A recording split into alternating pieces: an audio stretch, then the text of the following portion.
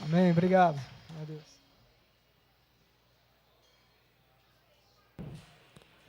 Amém. Jorge, vem cá. Amém. Bom dia, meus amigos. Em primeiro lugar, eu queria dizer que nós somos abençoados por poder escutar uns jovens desses que, com o talento que eles têm, resolvem entregar a vida deles para fazer a diferença na vida de todo mundo, como ele. Parabéns, Diego, parabéns mesmo. É de agradecer a Deus mesmo. Mas, meus irmãos, eu queria compartilhar aqui o poder da oração. Dia 15 de novembro do ano passado, eu acho que muita gente aqui da igreja tomou conhecimento, um menino de 11 anos caiu de um cavalo e chegou lá no hospital, lá no Ório, no Einstein, em estado terminal. E foram 5 meses de luta. E eu que passei por um momento muito semelhante, que meu filho também caiu de bicicleta. Quando chegou no hospital, o médico falou, tem que abrir a cabeça dele agora. E eu falei, olha, o senhor faça o que o senhor achar que tem que fazer. E naquele momento eu ajoelhei e agradeci, e pedi a Deus, falei, Deus, eu sei que o senhor está querendo me dar um recado. Deixa meu filho comigo, que eu vou ser um homem diferente. E ele deixou, e eu tenho procurado ser. E eu tive a certeza, quando aconteceu aquilo com esse menino, eu falei, Paulo Júnior sempre falava isso, muitas vezes Deus deixa acontecer, não só para tratar o paciente, mas para tratar todas as outras pessoas envolvidas nesse processo. E eu nunca vi uma comoção tão grande em Goiânia. Eu tenho 67 anos, nunca vi tanta reunião, tanta gente pedindo, jogadores do Brasil inteiro, Neymar, jogador do Corinthians, todo mundo, Robertinho, força, então foi uma comoção nacional, mas eu tinha certeza que Deus estava usando aquilo para tratar as pessoas. E 5 meses depois, olha só, ele foi para casa, no meado de dezembro, 1 mês, sem acordar, sem mexer, sem andar, lógico, ficou deitado numa cama por 5 meses, e abriu-se grupo de oração, eu mesmo faço parte de um grupo de oração lá, de 200 pessoas, e foi dia e noite, 1h da manhã, um começava, outra 2h da manhã, 3h, e oração, oração, oração. E um dia a mãe dele está na cabeceira dele. E ele falou, mãe, estou com fome. Vocês já imaginaram uma coisa dessa? Um menino que estava semi-morto, vegetando. E um dia a mãe dele escutou. Ela disse que acordou, ela falou, estou sonhando. Mas não era sonho. E ele está voltando gradativamente, lembrou de tudo, lembra de tudo, não teve nenhum dano cerebral.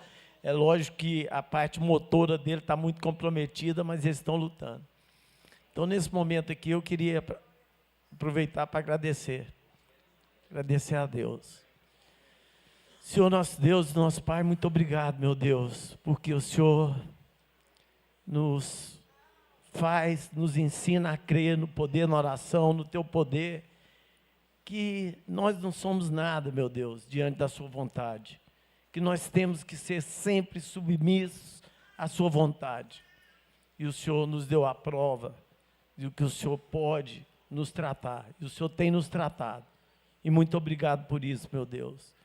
Nesse momento aqui que nós vamos ser ministrados pelo Marlos, pelo Danilo, nós queremos te pedir, meu Deus, que as palavras não sejam deles, que as palavras sejam o que o Senhor quer colocar no coração deles, para que eles possam nos transmitir. Amém.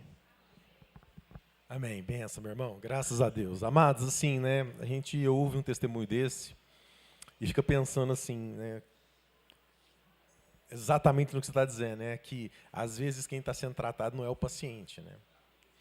E ouvindo a história dele, né, conhecendo um pouco dessa trajetória e vendo como todo mundo se mobilizou, como a nação se mobilizou, as pessoas mandando recado, as pessoas... E, assim, isso contrasta tanto com a visão que, muitas vezes,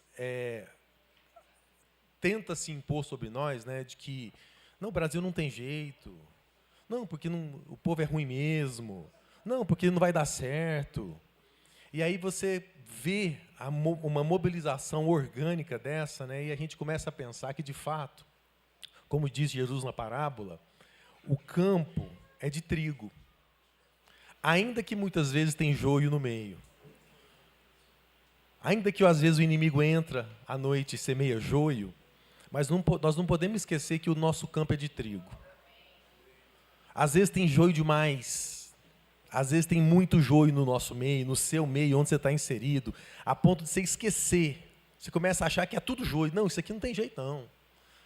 Na empresa onde você está, no ambiente que você mora, você fala, não, isso aqui não tem jeito, não. Meu irmão, em nome de Jesus, não esquece, o campo é de trigo. É trigo. Há uma promessa, e quem plantou esse campo foi o Senhor. De modo que a identidade do campo foi garantida por Deus. E aí a gente fica afoito, né? Vamos tirar o joio, vamos separar as coisas, e aí não. Ele falou, não, deixa crescer junto. Não preocupa. Não preocupa. Então, às vezes, você está enfrentando uma situação não tão grave quanto a dele, a da família, né, do Robertinho, mas muitas vezes você está enfrentando as suas lutas, os seus desafios, assim, e fica parecendo que você está sozinho num mar de joio. Meu irmão, em nome de Jesus, olha para a pessoa do seu lado que está aí, eu vou te dizer, essa pessoa que está aí como um testemunho de trigo. Você não está sozinho. Você não está sozinho. Você não precisa enfrentar sozinho seus desafios. Amém? Convida um irmão para orar, para tomar um café, para você repartir uma angústia, um desafio, para você compartilhar uma dor. Mas não enfrenta sozinho, não. Em nome de Jesus. Sabe, uma das maiores mentiras que nós temos vivido nos nossos tempos é que nós estamos sozinhos. Que está tudo perdido. Que não tem saída. Tem sim. Tem sim. E a saída passa por você. Passa pela pessoa que está do seu lado. Amém? Hoje é um dia muito especial por vários motivos. Nós estamos recebendo aqui também a visita de uns irmãos lá do Rio Grande do Sul. Cadê os nossos amados? Estão aí? Estão lá fora? Sejam bem-vindos em nome de Jesus. A congregação recebe vocês aqui com muita alegria. Paulo Júnior deixou um abraço imenso para vocês. Ele está em Brasília hoje, mas pediu para eu entregar esse abraço. Então se sintam abraçados aí pela congregação, em nome de Jesus. Amém? E hoje é um dia de festa, amados. Assim. Hoje é o dia que nós vamos estar vivendo um momento muito especial como igreja. Eu queria convidar aqui o Benjamin e seus convidados, né? Pai, mãe e os padrinhos e os avós para estar aqui na frente. O Benjamin preparou uma festa hoje. Eita, nós! Que alegria, gente, que privilégio. Para mim, hoje, assim, pessoalmente, é um privilégio estar aqui, porque, assim, essa é minha família. Marcelo, os pais do Benjamin, é o Gabriel e a Aline. Mas, vou ficar aqui em cima para vocês me verem. Mas essa família representa para mim muita coisa. O Marcelo é primo da minha esposa, meu primo. E quando eu cheguei aqui em Goiânia, há 15 anos atrás, foi o Marcelo que me acolheu. Me recebeu na casa dele. Eu era um desconhecido. Eu tinha acabado de me casar, saí de Uberlândia, vim para cá para trabalhar e, assim, não conhecia ninguém, não tinha onde morar. O Marcelo abriu a casa dele para mim e falou assim, ó, essa aqui é a sua chave, esse aqui é o seu quarto, aquela ali é a geladeira, você não é visita, você está em casa. E o Marcelo, a Régina, os meninos, né, a Aline, o Marcelinho, me receberam como o Plínio, me receberam como irmão, como família. E assim, eu vivi uma das experiências mais fortes da minha vida na casa do Marcelo. Onde assim, e a Aline era menininha, adolescente. E a gente vê essa família se desenvolvendo, essa família crescendo. Aí lá na frente, a Aline se casa, conhece o homem de Deus. Deus levanta um homem aqui para poder assim, ser bênção na vida dela. E me deu o privilégio de fazer o casamento deles. Então eu celebrei esse casamento lá. E agora nós estamos aqui com o Benjamin. Então, assim, para mim é um momento muito especial. Muito especial. Eu estava comentando com o Gabriel, eu falei assim, ele não sabe disso, mas eu estava torcendo para o Paulo Júnior não estar aqui hoje. E se ele tivesse, eu ia falar, Paulo Júnior, vamos ombrear esse momento junto, porque eu não dou conta, eu não vou conseguir. E aí Deus cuidou desse momento, né, cara? Não foi? Um momento muito especial, amados, para a gente viver como igreja. Porque muitas vezes a gente vive isso aqui quase que como um momento litúrgico, como uma liturgia. A gente olha para o batismo como se o batismo fosse um rito, como se fosse um ritual necessário para incluir a pessoa num lugar onde ela ainda não fazia parte. Quase como se o batismo fosse uma porta de entrada. Se ele não passar por essa porta, ele está de fora. E não é nada disso. Porque muitas vezes, quando a gente não percebe, mas quando a gente faz isso, a gente já está impondo para ele uma condição para ele entrar. É quase como se ele não seguisse, se nós, como família, não seguíssemos aquela linha de comportamento, ele não vai ter garantido o que Deus prometeu para ele. E isso é perigoso, pensar assim, porque fica parecendo que é pelo comportamento adequado que nós vamos garantir no futuro aquilo que a gente gostaria. Aí a gente começa a pautar o nosso comportamento a partir das nossas incertezas, para tentar garantir o que eu ainda não sei se é dele. Mas não é isso, amados. O batismo não é aquele ritual, aquele comportamento adequado que nós vamos impor para garantir o resultado das nossas incertezas. Não. O batismo é a manifestação visível das certezas que nós já temos a respeito dele. De modo que nós não estamos aqui para receber o Benjamim na família da fé. Nós estamos aqui para celebrar o homem de fé que o Benjamim já é. Amém, amados? Nós estamos aqui para viver com o Benjamim um momento único, um testemunho das nossas convicções a respeito dele e do compromisso que nós estamos assumindo como congregação, como família, o compromisso que nós estamos assumindo de apresentar para o Benjamim aquele que garantiu todas as coisas na vida dele. Não apenas as coisas do futuro, mas principalmente as coisas da eternidade. Amém? Nós não estamos aqui porque estamos preocupados com o futuro do Benjamim. Nós estamos aqui para celebrar os aspectos eternos que Deus já depositou na vida do Benjamim e que a partir de hoje ele vai começar a testemunhar na vida de cada um. Amém? Amém, Benjamim? Então eu queria convidar também a minha esposa para viver esse momento comigo, para me ajudar aqui.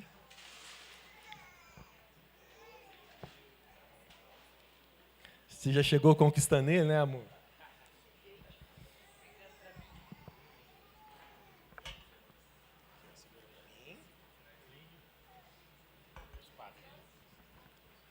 Os padrinhos podem chegar.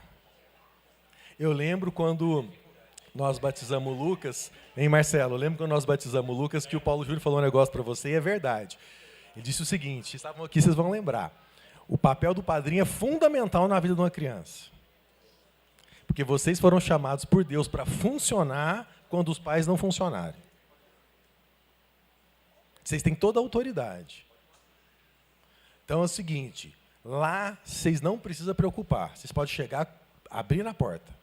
Falar, peraí, precisamos conversar com vocês, precisamos trazer trazer um testemunho, precisamos colocar as coisas de volta aos trilhos, essa é a responsabilidade de vocês, é o privilégio de vocês. Então, eles são os pais, mas vocês são os padrinhos, vocês têm a autoridade sobre a vida deles. Amém? De garantir que o testemunho do coração deles, as convicções deles, não vão ser abaladas pelas dúvidas do futuro. Porque as dúvidas vão vir. Esse menino vai aprontar muito. Esse menino vai questionar muito. Esse menino vai movimentar. Ô, minha irmã, que alegria.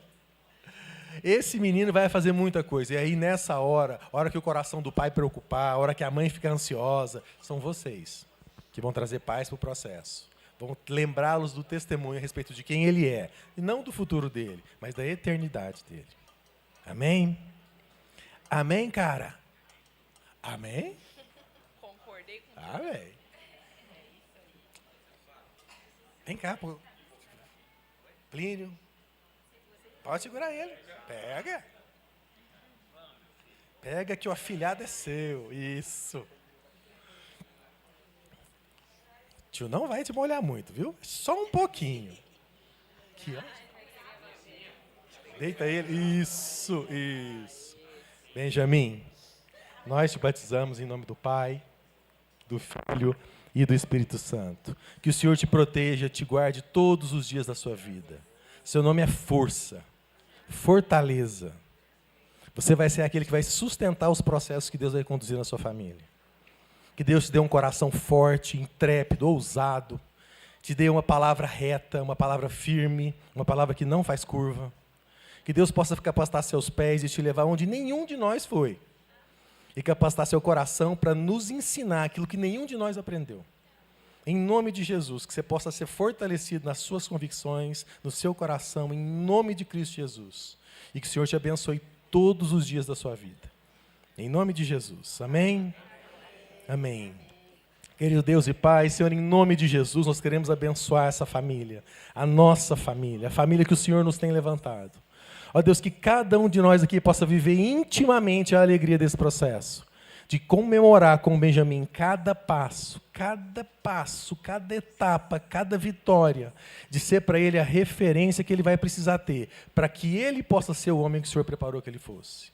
Coloque no coração de cada um de nós aqui as sementes dos frutos que vão alimentar a fé dele, que vão alimentar as convicções dele, que vão alimentar, ó Deus, que vão alimentá-lo no dia difícil, em nome de Jesus. Que cada um de nós aqui coloque seu próprio coração diante do Senhor como terra fértil, para frutificar na vida do Benjamin tudo aquilo que o Senhor tem separado para esse momento na vida dele. Em nome de Cristo Jesus.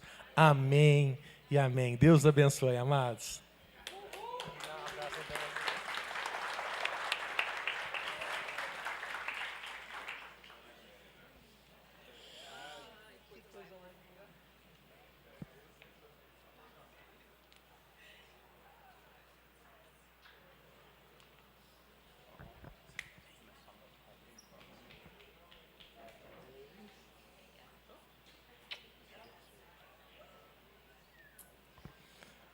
Amém. Marlos, vem cá.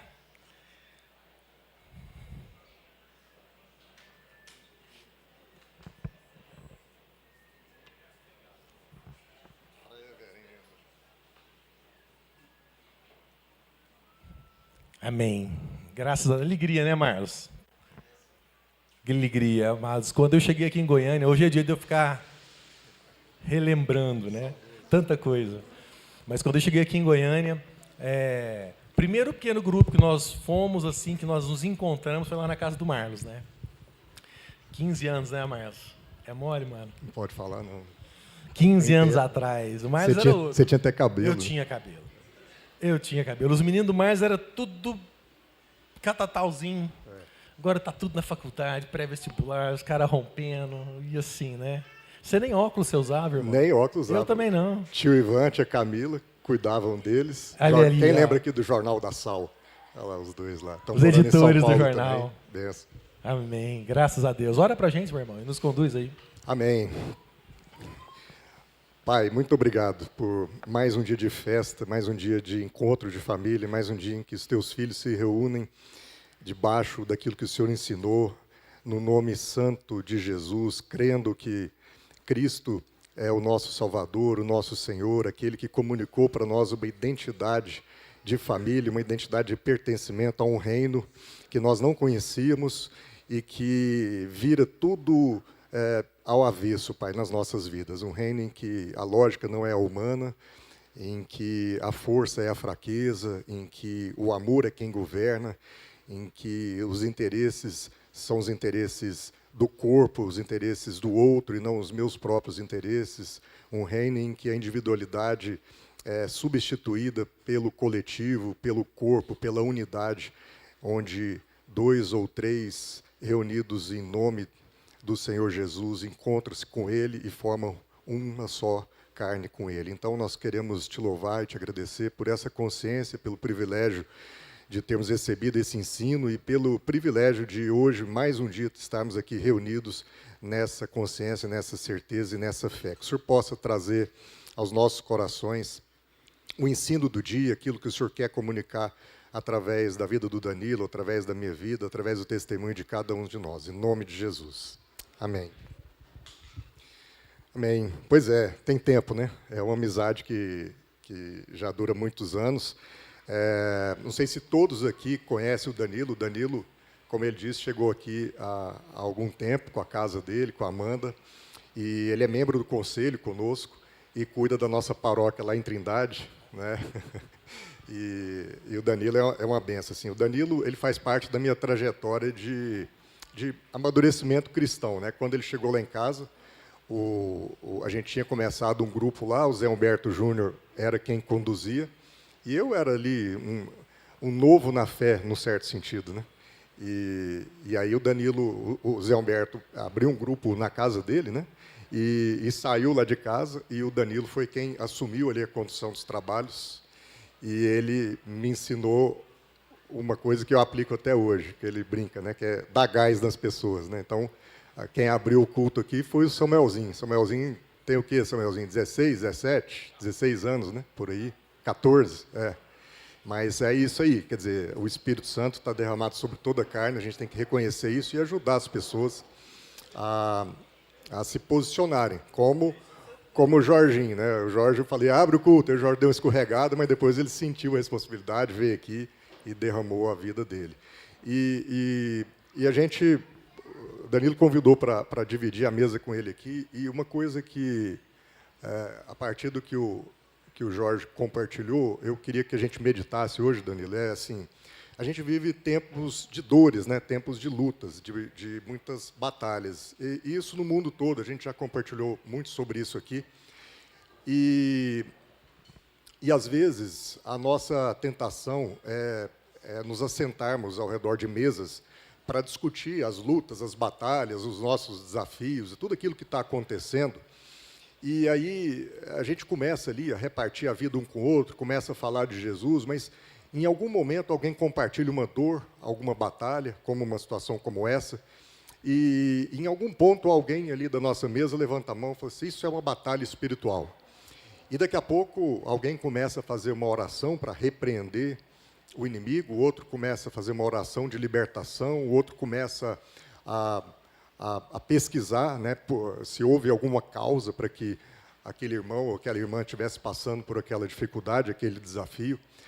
A nossa espiritualidade muitas vezes caminha para esse ambiente em que a gente busca conhecer profundamente Satanás para que a gente possa resistir a ele, mas chega num ponto em que a gente conhece mais a ele do que ao próprio Deus. É como se a gente vivesse um risco, e essa é a armadilha, de viver um cristianismo com uma teologia invertida, uma idolatria às avessas, porque a gente vive pelo terror que a gente tem do inimigo do Pai, ao invés de viver guardado, coberto pelo amor do Pai. E muitas vezes as pessoas chegam para mim e dizem, porque lá no Sal da Terra a gente fala pouco sobre o diabo. Não, pelo contrário, fala-se todo dia.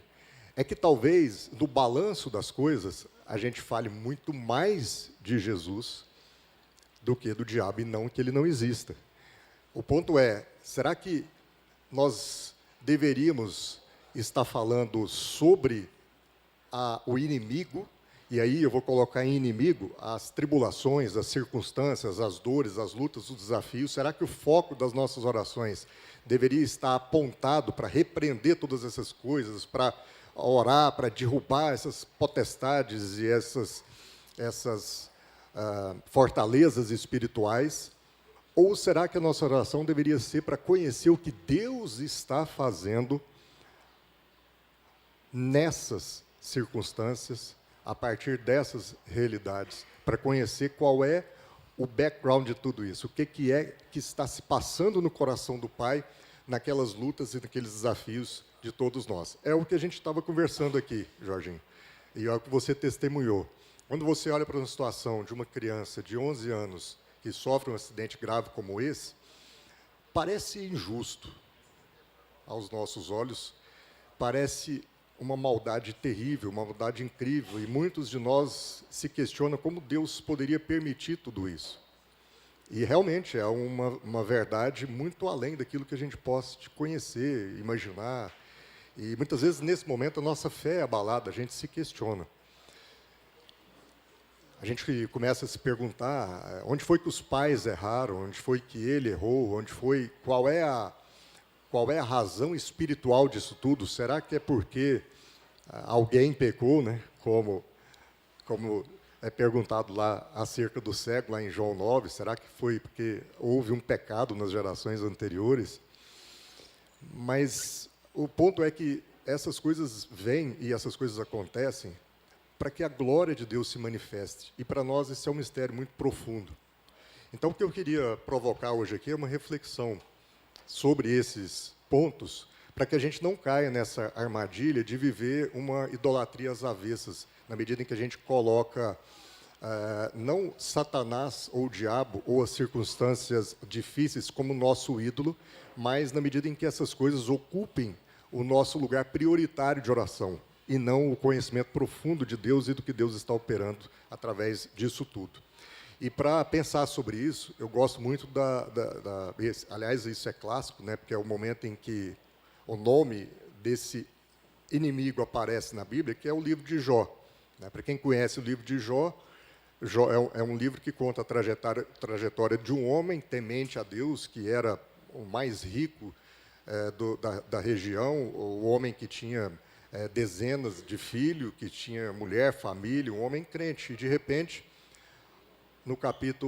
no início do livro, há uma conversa entre Deus e o diabo, em que Deus dá uma autorização para o diabo tocar na vida de Jó. E o Danilo me ensinou a olhar, inclusive ele sabe hebraico, né? É isso, né? Ele gosta de olhar a origem das palavras. E hoje eu anotei algumas coisas aqui para trabalhar segundo a ordem do meu Gamaliel aqui.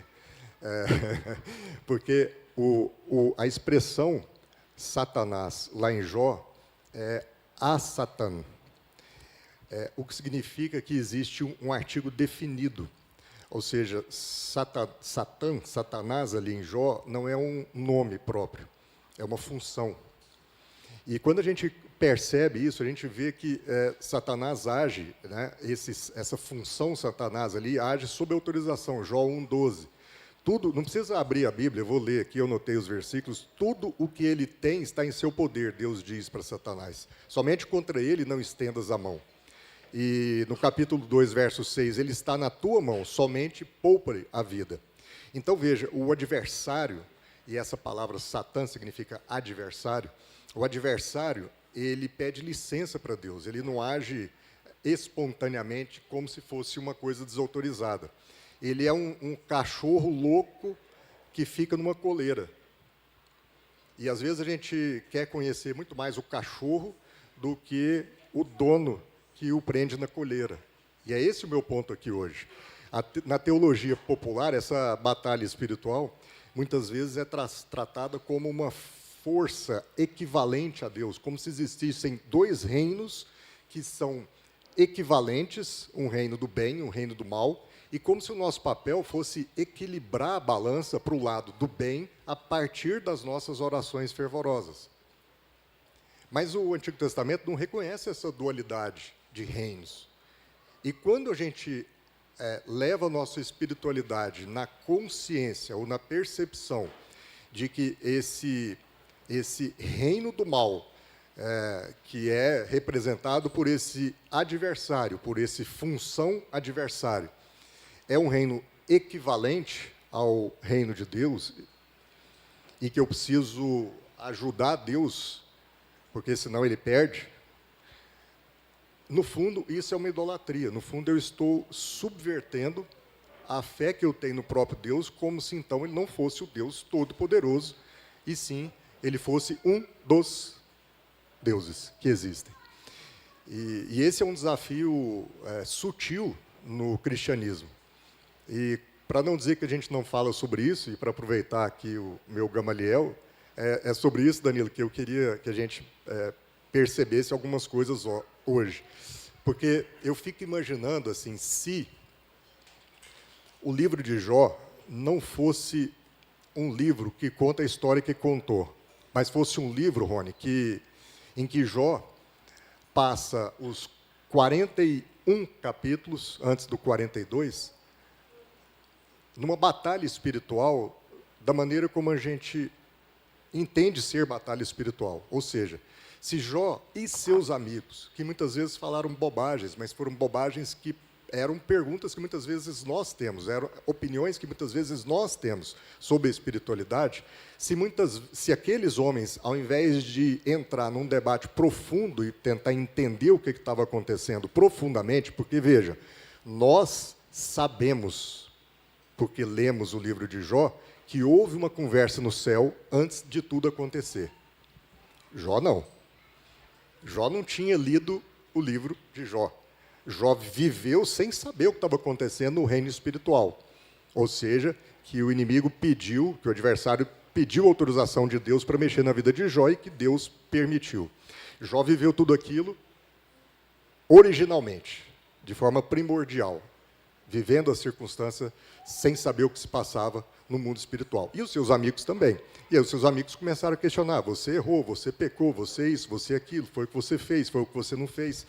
Mas eu fico imaginando se a história fosse outra. Eu fico imaginando se aqueles homens tivessem se reunido para ficar em jejum, em oração, de expulsar, de repreender, de amarrar. Ou seja, Deus soltou o cachorro doido e eles, ao invés de refletir o que Deus estava trabalhando na vida de Jó, tivessem se empenhado e se esforçado para ir lá e prender o cachorro que Deus soltou. Talvez, numa oração de fé, porque Jó era um homem de fé, um homem crente, houvesse, sim, uma movimentação no mundo espiritual e o cachorrão tivesse voltado para a coleira.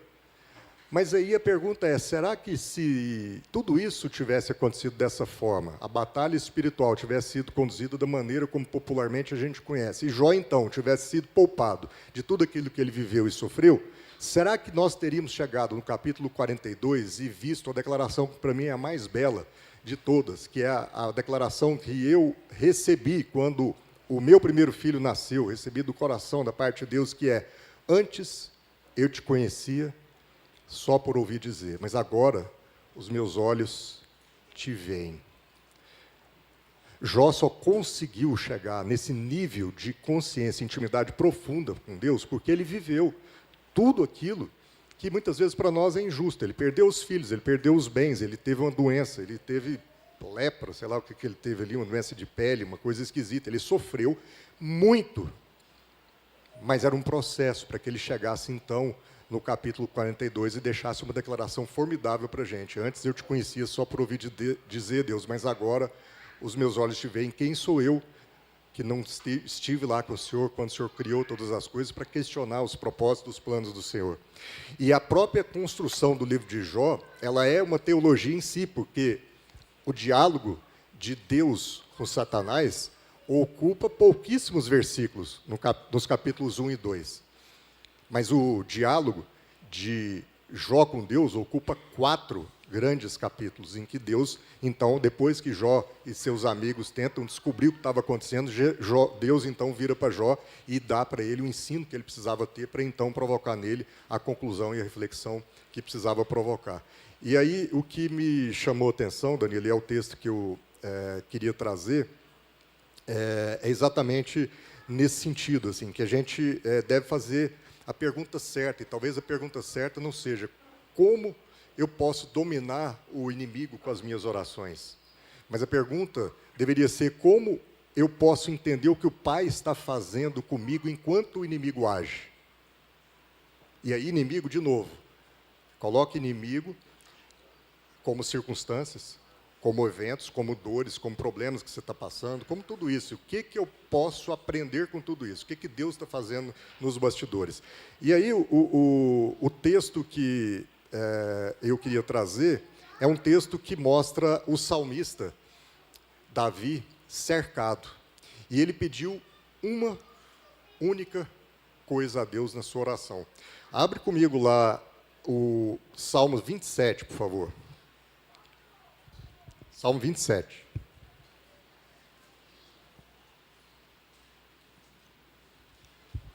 Vamos ler juntos aqui. Diz assim, Salmo 27, eu vou ler na Nova Versão Transformada. O Senhor é minha luz e minha salvação. Então por que ter medo? O Senhor é a minha fortaleza, é a fortaleza da minha vida. Então por que estremecer? Quando os maus vierem para me destruir, quando os meus inimigos e adversários me atacarem, eles tropeçarão e cairão. Ainda que um exército me cerque, o meu coração não tremerá. Ainda que invistam contra mim, permanecerei confiante. A única coisa que peço ao Senhor, o meu maior desejo, é morar na casa do Senhor todos os dias da minha vida, para contemplar a beleza do Senhor e meditar em seu templo. Pois ali me abrigará em templos de aflição, e em seu santuário me esconderá. Em segurança, numa rocha alta, me colocará. Então manterei a cabeça erguida acima dos inimigos que me cercam. Em seu santuário oferecerei sacrifícios com gritos de alegria. Cantarei e louvarei o Senhor com música. Ouve minha oração, ó Senhor. Tem compaixão e responde-me. Meu coração ouviu tua voz dizer, venha e entre na minha presença. E meu coração respondeu, Senhor, eu irei. Não voltes as costas para mim, em tua ira não rejeites o seu servo. Sempre foste o meu auxílio. Não me deixe agora, não me abandones, ó Deus da minha salvação. Mesmo que meu pai e minha mãe me abandonem, o Senhor me acolherá. Ensina-me a viver, Senhor, guia-me pelo caminho certo, pois meus inimigos estão à minha espera. Não permitas que eu caia na mão dele, pois me acusam de coisas que eu nunca fiz e me ameaçam, respirando violência. Ainda assim, confio que verei a bondade do Senhor enquanto estiver aqui na terra dos vivos. Espere pelo Senhor e seja valente e corajoso. Sim, espere pelo Senhor.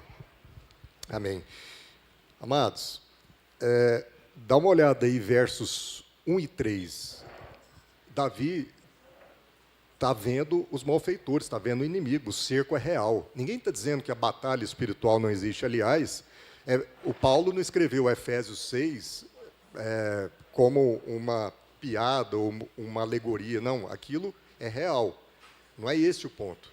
O ponto é que, e Davi era um guerreiro, Davi não era só um ministro de louvor, ele era um guerreiro, ele sabia de batalha, ele sabia de guerra. Ele está vendo nos versos 1 e 3 um cerco real, os opressores, mas no verso 4 ele faz um único pedido, e esse é o ponto que eu queria me atentar com vocês. Verso 4, a única coisa que peço ao Senhor, o meu maior desejo, é morar na casa do Senhor todos os dias da minha vida, para contemplar a beleza do Senhor e meditar no seu templo. Morar na casa do Senhor. Aí, Danilo, essa expressão, a única coisa, no original é ahat, que é o que você gosta de ficar futricando. Eu fui futricar também. Então, essa expressão ahat, ela é uma expressão que mostra que ele não está pedindo a derrota dos inimigos. A oração de Davi, nesse salmo, em outros ele tem essa oração, mas esse, eu queria que a gente meditasse, que seria uma oração fundamental davídica. Apesar de, em outros salmos, ele fazer orações de derrota dos inimigos e etc., mas nesse salmo, ele diz, uma coisa eu te peço, ahat, que me permitas morar na tua casa, estar na tua presença, contemplar a sua face. É como se Davi, vendo tudo acontecer lá fora, e ele é um guerreiro, deixasse de lado os olhos para as circunstâncias e para o inimigo que o cercava, mas quisesse uma só coisa, estar na presença do Senhor e contemplar o rosto de Deus. Esse era o desejo profundo do coração de Davi naquele momento. E ele pede, então, não a vitória, não a derrota, uma coisa, estar na presença do Senhor. E o interessante é que o ahat é a versão feminina de errad. E Errad é usado lá no Shema, lá em Deuteronômio 6:4.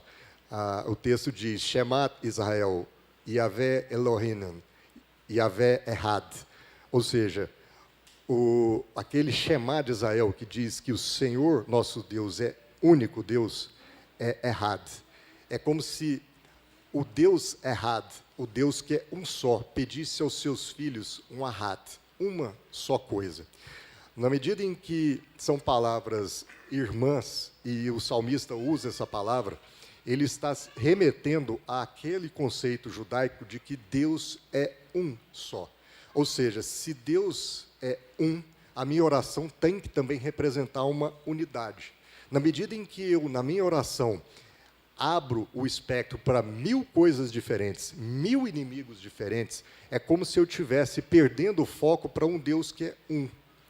E Davi está nos chamando, a partir da maneira como ele constrói essa oração, a, de novo, voltarmos aos olhos, a percepção de que há um só Deus. E, portanto, eu não tenho que me preocupar com o reino dual, em que eu tenho um oponente de igual quilate. Há um só Deus. E uma coisa só eu tenho que me preocupar: conhecer esse Deus, conhecer o que Ele está fazendo, entrar no descanso da presença dEle, fitar os meus olhos exclusivamente para o rosto dEle, na casa dEle, enquanto o pau está torando lá fora. Porque a coisa não está bagunçada. Existe um Pai que nos chama para uma presença íntima de comunhão, apesar do inimigo, apesar dos desafios, apesar das lutas, apesar das tribulações. E eu vou confessar, esse é o maior desafio que eu tenho, que eu acredito que muitos aqui têm. É você simplesmente modular a sua oração sem ficar elencando uma lista de coisas para Deus, que é um, e que pede para a gente uma só coisa. Ah, Marlon, você está delirando. Tá bom, então vamos lá para Lucas, no capítulo 10. Se não é isso que ele fala para Marta. Marta está lá agitada, e Maria chega aos pés dele, e ele vira para Marta e fala: Marta, você precisa de uma só coisa, Ahat. Maria escolheu esta coisa: você precisa sentar aos meus pés e ouvir a minha palavra. Ah, mas é só isso? Não. Quando a gente vê Paulo na prisão em Filipenses 3:13, ele também fala: Ahat, uma coisa eu faço. Esquecendo daquilo que ficou para trás, eu olho para o autor e consumador da minha fé. Uma coisa eu faço. Às vezes a gente está enfrentando essas batalhas espirituais, tentando decorar nome de capeta, tentando... numa mesa de comunhão, tentando listar os problemas de cada um e repreender tudo aquilo que está acontecendo e tal, e a gente perde a oportunidade, o privilégio de fazer uma única coisa. O barulho vai estar aí, a tribulação vai estar aí, foguete vai estar caindo na nossa cabeça, mas, irmãos, Deus pede uma só coisa: entra na minha casa, na minha presença, contempla a minha face. A coisa não está bagunçada. As coisas estão sob o meu controle. E aí, Danilo, eu queria dar um testemunho aqui de algo que eu tenho vivido, que é o seguinte: o Fernando, meu filho, ele quer prestar vestibular fora, aplicar fora, né? É o sonho dele, prestar numa Ivy League e tal. E eu virei para ele: Fernando, beleza, mas assim, para a realidade da nossa família, isso vai acontecer se você tiver bolsa integral. Bolsa integral, porque, afinal de contas, não é barato um filho estudar numa faculdade dessa lá fora. Ele, então, entrou no mundo dos debates competitivos, porque nesse mundo, se ele tem esse extracurricular, como debatedor competitivo, isso conta muito na application lá fora, nos Estados Unidos principalmente. E ele tem se dado bem nisso aí, tem ganhado campeonatos, tem sido selecionado para campeonatos fora do Brasil, e ele acabou de ser selecionado para a seleção brasileira de debates competitivos. Foram 1000 pessoas, a seleção ficaram, então, 20, e desses 20, vão ser selecionados 5 para participar na África do último dos últimos dos debates, Ultimate Fighting lá, né? E o que acontece? A técnica, que é a Jess Peixoto, beijão para a Jess aí, para o Gabriel. A Jess, para quem conhece, ela é comentarista política na Jovem Pan e tal, ela é que treina os meninos. Ela fez uma reunião com os pais e disse assim, olha, é o seguinte, é bom demais e tal, mas esses 20 aí são selecionados, já é um baita de um critério, mas desses 20 eu preciso tirar 5, porque nós só temos 5 vagas para a seleção brasileira. Agora, eu quero dizer para vocês o seguinte, o fato de ser selecionado entre os 5 vai para ele ser um ponto curricular fortíssimo. Todos aqueles que foram selecionados entre os 5 em competições passadas conseguiram ingresso em boas universidades, porque isso conta muito ponto. Agora, é o seguinte, pais, isso a técnica falando, pensem muito antes de deixar seus filhos entrar com a gente nesses próximos 30 dias, nessa jornada de preparação. Pensem muito, porque eu vou exigir deles. Vai ser tempo difícil, vai ser tempo que eu vou exigir. Eles não vão ter tempo para nada, não vão ter tempo nem para estudar. Vocês vão ter que pedir licença da escola, porque nós vamos exigir muito. Eu preciso selecionar 5 de 20 que foram selecionados de 1000, mas tem que ser os melhores. Então, é como se ela dissesse assim, ó, vai ser daquele estilo, pede para sair. Do ponto de vista do pai e da mãe, nós olhamos aquela situação e demos o nosso consentimento. Tá bom, ele vai participar. Agora, se você me perguntar como é que ficou o meu coração de pai, o meu coração talvez fosse, eu sou pai, eu quero proteger o meu filho. Talvez eu, como pai, quisesse privá-lo de ser esticado, de ser pressionado, de não dormir direito, porque, assim, é o dia inteiro eles estão treinando ou participando de alguma competição. Isso já tem uma semana, nós ainda temos 3 ou 4 pela frente antes do anúncio da seleção. Eu, como pai, tenho a tendência de querer proteger, mas, como pai que ama, eu entreguei o meu filho, conscientemente, para uma situação que vai estressá-lo, apertá-lo, espremê-lo, moê-lo.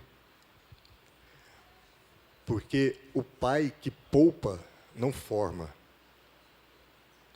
O pai que permite o aperto, o estresse, é um pai que está formando o filho.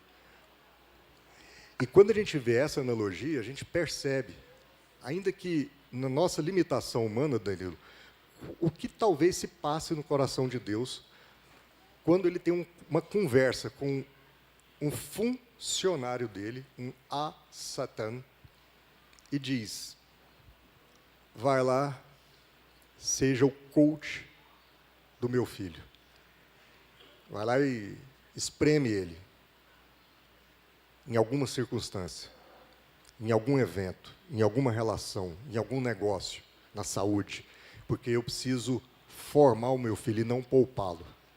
Se eu poupar meu filho, ele não vai atingir a estatura do homem perfeito que eu quero que ele atinja. Mas se eu permitir, controladamente, que ele seja esticado, eu tenho certeza, convicção, de que isso vai fazer dele um filho melhor, um homem melhor.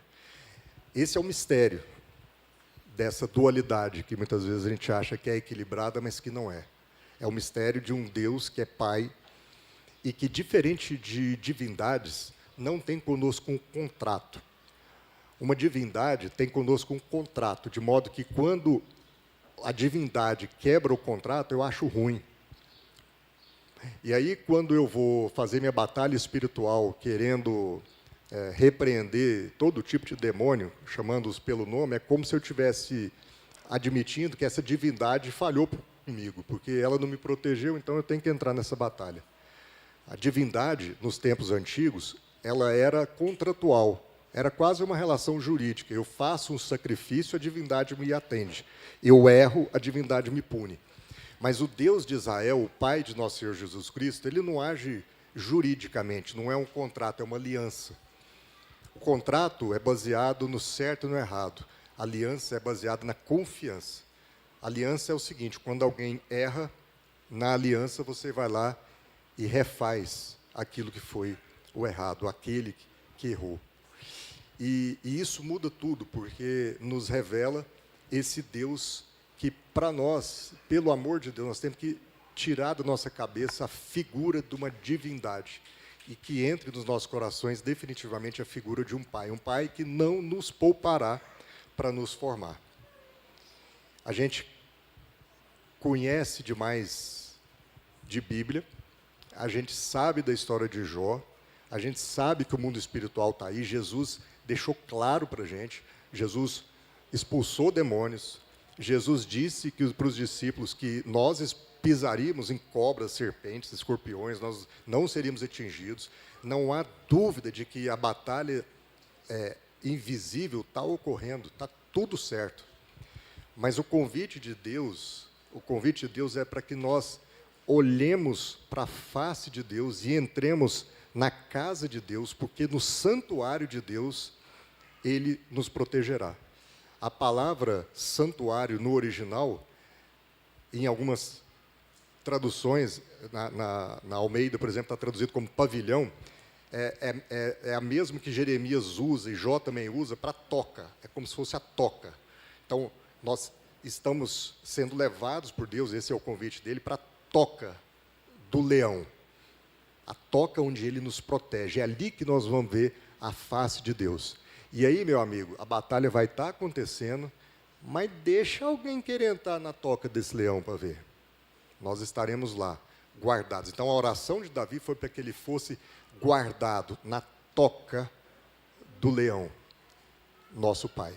E, a partir dali, ele tivesse, então, o discernimento daquilo que estava acontecendo enquanto os inimigos estavam guerreando contra ele. E amadurecesse a partir disso, Danilão. Amém. É maravilhoso essa reflexão de Jó, porque assim, a gente muitas vezes não consegue, como Jó também não, a gente não consegue entender de maneira própria o que estava acontecendo. O Jó, você disse aí, nunca nem ficou sabendo, né?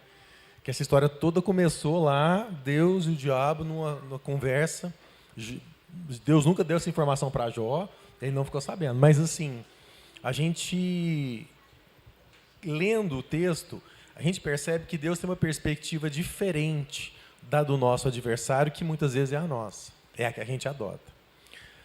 O diabo não entendeu no livro de Jó o que Deus estava falando com ele. Ele não entendeu de que ponto de vista Deus estava falando com ele. Porque aquilo que Deus diz a respeito de Jó não condiz com o Jó dos primeiros capítulos. Deus vem e começa a falar com ele a respeito de Jó, e ele fala assim: viste o meu servo Jó, que era... meu servo Jó, este homem íntegro, reto e temente a Deus, e que observa e que desvia-se do mal. Na verdade, amados, quando você vai vendo a postura de Jó, tem algumas coisas questionáveis, a maneira como Jó conduzia a sua vida religiosa, a maneira litúrgica e religiosa com a qual Jó se preocupava em guardar os seus filhos e os seus filhos apenas. A maneira como Jó achava que se ele fizesse o rito certo, ele estaria protegendo a sua família do mal. E aí você começa a questionar assim, você começa a entender que quando Deus fala a respeito de Jó, Deus não estava falando do Jó que estava ali embaixo. Esse o diabo estava falando dele. Fala, não, mas tira o que ele tem que você vai ver como é que ele age. Tira o que ele tem, você vai ver que ele não te amaldiçoa. E aí, de fato, o diabo vai lá e mete a mão e apronta na vida de Jó, com várias adversidades. Então, muitas vezes, aquele que é o adversário vem e nós enfrentamos as adversidades. E, de fato, na leitura do livro de Jó, no começo, Jó segurou a onda. Mas você vai vendo nos diálogos com os amigos dele que Jó chega ao ponto de amaldiçoar o dia do seu nascimento. Jó questiona a justiça de Deus. Ao ponto de dizer o seguinte: se Deus estiver aqui falando comigo, eu vou apresentar as minhas razões e ele vai ter que se explicar. Ora, esse não é um homem reto, íntegro, que observa... Não. Deus não estava falando do Jó que estava ali. Deus já estava falando do homem que Jó iria se tornar. O homem que Deus estava preparando Jó para ser desde a eternidade. E é assim que Deus olha para nós. Sabe por que muitas vezes Deus permite que você viva os adversos da sua vida, as adversidades da sua vida? Não é para moer você hoje, mas é para formar o homem, a mulher que ele já sabe que você pode ser. Porque ele semeou você para que você fosse. Deus não vê o Marlos, o Danilo, Deus não vê você, o Jorginho, como você está hoje. Deus vê o homem que Ele semeou desde a eternidade para que você fosse. O fruto de cada uma das virtudes que Ele já depositou no seu coração. E Deus dá testemunho disso. Fala, esse é o meu filho Rony. Ele é assim, assim, assim, assim. Vocês estão vendo? É esse o Rony. Ainda que ninguém está vendo. Mas Deus sabe do que Ele está falando. Deus conhece o resultado dessas adversidades. Como aconteceu com Jó. Porque aí você vai lá no finalzinho de Jó, lá no capítulo 42, quando essa história está para se encerrar, e a gente lê assim.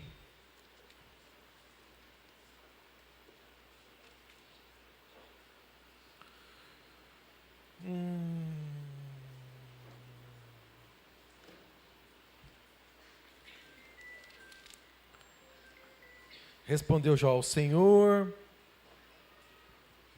Ele faz, tomai por 7... E o Senhor virou o cativeiro de Jó, quando orava pelos seus amigos, e o Senhor acrescentou em dobro tudo quanto antes Jó possuía. Então você vê no final, Jó com a sua prosperidade restaurada, quando ele orava pelos seus amigos. Jó não estava mais orando por si, pelos seus filhos, pela sua casa, pelo seu patrimônio, pelas suas oportunidades, pelos seus anseios, pelas suas ansiedades, por aquilo que ele queria. Ele começou finalmente a orar pelos seus amigos. E aí a gente acha que foi num passo de mágica. Jó começa a orar pelos seus amigos, abençoa aqueles amigos que estavam ali e, puf, resolveu tudo na vida dele. E não foi assim. O próprio texto nos diz como é que isso aconteceu. Da seguinte forma, verso 11, ele fala assim, então vieram a ele todos os seus irmãos, todas as suas irmãs e todos os que antes o conheciam. E comeram com ele pão em sua casa e se condoeram com ele. Os caras sentiram a dor dele. E o consolaram acerca de todo o mal que o Senhor lhe havia enviado. E cada um deles lhe deu uma peça de dinheiro e um presente de ouro. Então sabe como é que foi que essa história de Jó se restaurou? Jó começou um processo de orar pelos seus irmãos. Ele entendeu. Os caras vinham de longe, que já conhecia ele antes, vinha para consolar ele. Os caras chegavam para consolar Jó, e Jó recebia aqui, não, meu irmão, chorar com você. Deixa eu te abençoar. E Jó começou a ser a luz de Deus na vida desses irmãos. Não porque ele já estava restaurado, não porque sua condição já havia mudado, mas porque ele já tinha consciência do Deus que estava transformando a vida dele. Agora os olhos de Jó já ouviam. Aí Jó começa a orar com os caras, começa a abençoar, e aqueles caras que vieram consolar Jó, saía consolado. O cara que vinha abençoar Jó, saia abençoado. Aí esse cara falou, Jó, não tem condição não, eu quero fazer uma oferta na sua vida. Uma peça de ouro, uma peça aqui. Aí vinha o outro. Não, os caras vinham trazer consolo e Jó ungia os caras, abençoava. Não tem condição um negócio desse não, Jó. Não, eu quero te abençoar. E de repente, a sorte de Jó, a vida financeira de Jó foi mudando e ele acabou com o dobro do que ele tinha antes. À medida em que ele orava pelos seus amigos. E talvez o dobro nem seja o dobro material, mas o dobro de fé, o dobro de compromisso, tudo. O dobro de tudo. 100% pleno, uma vida plena. Porque agora Jó entendia que ele não precisava daquilo para ser o homem que Deus queria que ele fosse. E muitas vezes a gente ainda acha que precisamos das circunstâncias mais favoráveis, do recurso mais disponível, para enfim nos tornarmos o homem e a mulher que Deus quer que a gente seja. Quando na verdade não é assim. Nós precisamos entender que nós somos um só povo. Que nós estamos aqui para viver um desafio único. O Marcos estava falando, né, do ahat, que é o errad, mas isso vem de uma raiz comum com a palavra Yehud. Falei para vocês como falava hebraico? Não, o Yehud, não vai, isso aí é por sua conta, a gente já estuda. Mas o Yehud significa judeu. Então, quando a Bíblia chama esse povo de Yehud, está trazendo para ele a consciência seguinte: vocês são um. Eu sou o único Deus. E vocês são um povo. Não interessa que igreja que você está, não interessa onde você mora, não interessa a realidade que você vive, não interessa se a sua vida está fácil, a dele está difícil, não interessa se você tem muito e o outro tem pouco. Vocês são um. Não existe nenhum outro Deus me antagonizando, né? E nenhum outro povo. Não há outro Criador e não há outra criatura. Então nós temos que parar de pautar a nossa vida como se o adversário jogasse contra. Por mais que ele se empenhe, ele ainda está a serviço do Criador. Ele ainda é o ferro que afia o machado. Ele vem para arranhar, ele vem para machucar, ele vem para ferir, mas no final ele só está afiando o machado. Você vai sair um homem afiado, uma mulher afiada, preparado, capacitado para fazer aquilo que o Senhor te chamou para fazer. Amém? Não enfrente as suas adversidades com medo de quem vai se ferir. Enfrente as suas adversidades com a convicção de quem está sendo afiado, amolado, adestrado, preparado, capacitado. Que você vai sair disso um homem melhor ou uma mulher melhor. Apto a orar pelos seus irmãos. Para testemunhar, para consolar naquilo que você vai ser consolado, para edificar naquilo que você vai ser edificado, para exercer aquilo que o Senhor te chamou para fazer. Para enfim se tornar o homem e a mulher que Deus já se refere a seu respeito desde antes da criação do mundo. Amém? Danilo, e o que não significa, que não equivale a dizer que nós devamos ficar desatentos com tudo isso, porque ao mesmo tempo Jesus expulsa demônios, Paulo expulsa demônios, então a questão toda é a gente lembrar do que Tiago está falando. Sujeitem-se a Deus, resistam ao diabo e ele fugirá de vocês. Tiago 4, 7. Ou seja, existe uma ordem. A submissão a Deus vem sempre primeiro, a resistência vem depois. O ponto é que muitas vezes a gente está focando a nossa espiritualidade numa batalha de resistência, numa batalha contra o cachorro que saiu da coleira, ao invés de se submeter a Deus e conhecê-lo acima de todas as coisas. Essa oração, a rata, essa uma só coisa, essa oração que Jesus reconheceu, essa uma só coisa que Jesus reconheceu em Maria, a uma só coisa que o Paulo fala, isso orienta todos os processos, não exclui os processos. Isso orienta a nossa oração, não exclui as outras orações. Até mesmo porque, muitas vezes, quem está sendo tratado não é só o paciente.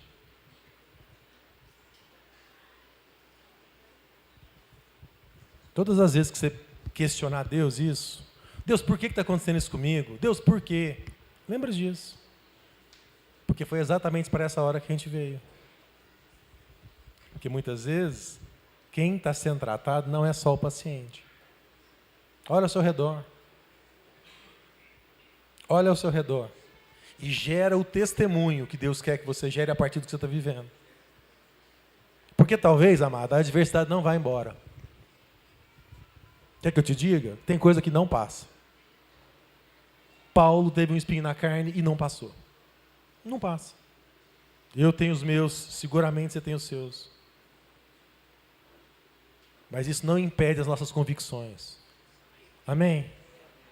Isso nos afia. Isso nos afia. Ora, ministra, unja, seja a cura que você quer que o seu irmão experimente. Seja você essa cura. Não foi isso que os amigos de Jó fizeram? Os amigos de Jó queriam que ele fosse restaurado. Os caras falaram, meu irmão, eu vou ofertar na sua vida, eu vou entrar, vou assumir a responsabilidade nesse negócio, vou pôr a mão nesse problema. Estou aqui. Amém. Você quer orar por alguém? Vai lá e se põe na brecha. Tapa o buraco, entra na rachadura e fala, estou aqui para segurar esse negócio. Amém, ué. Sabe por quê? Porque no final das contas ele é seu irmão. E nós somos um. Um povo, um corpo, o corpo de Cristo. Um povo. Sem divisão, sem rachadura, sem acepção. Um povo. Amém, Reves? É isso, irmãos. E entendendo que o mundo espiritual e a batalha espiritual, ela é vivida, vencida, guerreada com uma armadura, que Paulo fala lá em Efésios 6. E a gente fala, a armadura do cristão, mas a gente esquece de ler o texto direito. Lá diz, vistam a armadura de Deus. E aí ele detalha a armadura. Então, Deus acima de tudo. A gente sempre tem essa consciência, né, de que nossos olhos têm que estar fitos no autor e consumador da nossa fé. Nós não podemos ter medo das outras circunstâncias. Nós devemos ser cristãos posicionados, sim, mas sem distração, sem que nós façamos orações em desequilíbrio. Ô Rony, você quer falar? Vem cá. Em desequilíbrio, para que a gente não seja confundido e não crie uma idolatria às avessas dentro do nosso cristianismo. Amém? Amém. Eu queria chamar aquele rapaz dessa guitarra aqui. Aquele rapaz é um negócio... Diego. Cadê o Diego? Queria chamar o... Como é que é o nome do nosso irmão? Paulo, né? Acertei? Irmãos, tem um texto bíblico, tem um termo, já que a gente está falando de termo, que é kadosh, que é santo, lá do Velho Testamento. E às vezes a pessoa pensa que santo é uma coisa assim, longe do equívoco, do erro. Não, santo, que é separado, é um termo que significa totalmente outro. Totalmente outro. E Isaías diz assim como céus, e céus ele não está falando aqui, daqui nas nuvens não, que já seria muito. Assim como os céus são distantes da terra, assim os seus pensamentos são distantes dos nossos. Assim os pensamentos do Senhor são distantes dos nossos. Deus não vê como nós vemos. Deus não olha como nós olhamos. E essa santidade nos afronta. Eu estava ali conversando com o Tiago Pena, eu falei, Tiago, nosso medo não é do diabo, nosso medo é de Deus. Se Deus está protegendo a gente ou não, ninguém tem medo do diabo. Só que a gente não para assumir isso diante de Deus. Por isso que a Bíblia fala lá de Moisés, quando foi conversar com Deus, tinha trovões, tinha trevas, tinha nuvens com raios, né? E o povo não queria subir lá não. Porque encontrar esse Deus santo, totalmente outro, é a única oportunidade de mudar essa natureza nossa, terrena, para uma natureza totalmente outra, uma natureza santa, transformada, né? Então, quando ele estava cantando essa música, meu coração estava doido para vir aqui falar disso, desse santo, desse ser assombrosamente grande, mas amorosamente compromissado com a sua vida. E ele não vai permitir, se ele te ama e tem compromisso com você, ele não vai permitir que você termine essa vida da mesma forma. Não interessa as dores. Você está vendo dor, problema, Deus está vendo a transformação, o compromisso eterno. Amém? Então eu queria avisar, aproveitar para dar meu avisinho aqui, que amanhã, homens, amanhã na Nativas Grill nós temos, estou acertando a data, não tem, irmão? TDAH esquece essas coisas, é amanhã, né? Primeira, segunda do mês, né? Amanhã os homens, todos os homens aqui, te convidados para ir Nativas Grill, 12h às 2h, você vai pagar lá só a sua comida mesmo, mas nós vamos ter um tempo junto com os homens lá, tá bom? E eu queria cantar com vocês, eu queria que vocês ficassem de pé. Põe aqui as ofertas, você vai sair, você vai dar sua oferta. Mas eu queria que nós terminássemos adorando a Deus Santo, que é totalmente outro, que nos assombra às vezes, dói. Mas, meu irmão, Deus está nos preparando para algo muito maior que a eternidade. Amém? Paulo falou assim, olha, tinha um espírito enviado para me esbofetear, um mensageiro de Satanás. Eu pedi 3 vezes ao Senhor para retirar. Mas sabe por que esse espírito foi enviado? Pela riqueza das revelações eu fiquei orgulhoso, arrogante. E esse era o instrumento de Deus para me deixar mais humilde, mais sincero, mais disposto. Senão Paulo seria muito arrogante. Aí o Senhor diz, Paulo, a minha graça te basta. Eu te sustento no meio dessa dor, no meio desse desafio. Sabe, irmão, esteja disposto, porque se você reconheceu que a sua vida é de Cristo, isso significa muita coisa. Significa que nós vamos tomar nossa cruz e carregar, amém ou não? Então vamos cantar isso, e aí nós vamos estar abençoados para ir embora. Mas não saia antes de cantar, de adorar a Deus com essa música, amém? Já vou te abençoar, que a graça do Senhor Jesus Cristo, o amor de Deus, a consolação, a comunhão do Espírito esteja com você hoje e sempre. Amém. Mas vamos adorar antes de ir embora. as muitas gerações rendidas em louvor, cantando ao Cordeiro uma canção. E os que te se foram, e os que hão de crer, cantando ao Cordeiro uma canção. Igreja, teu nome é o mais alto, teu nome é o maior, teu nome é sobre todos, e os tronos e domínios, poderes e governos, teu nome é sobre todos, e os anjos clamam, santo, toda a criação, santo, exaltado és, santo,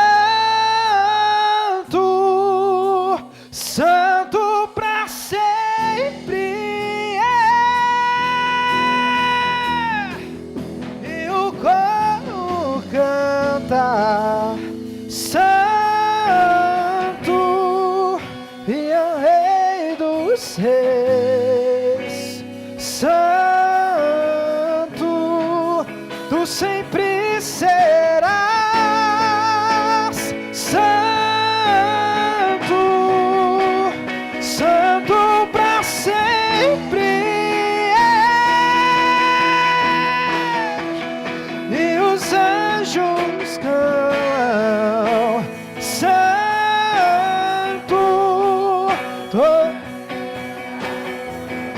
e a igreja, santo, exaltado és, santo, santo para sempre é. E o povo canta, santo, e o Rei dos Reis,